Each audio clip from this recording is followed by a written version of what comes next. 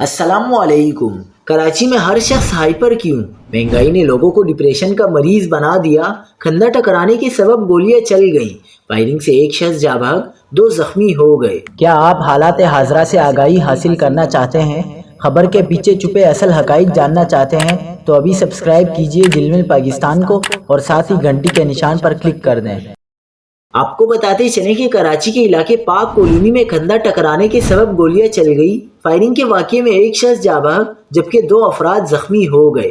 Police کے مطابق پاک کالونی پرانا گولی مار میں مسجد سے نکلتے ہوئے کھندا ٹکرا جانے سے شروع ہونے والے جھگڑے میں گولیاں چل گئیں۔ فائرنگ سے 3 افراد زخمی ہو گئے۔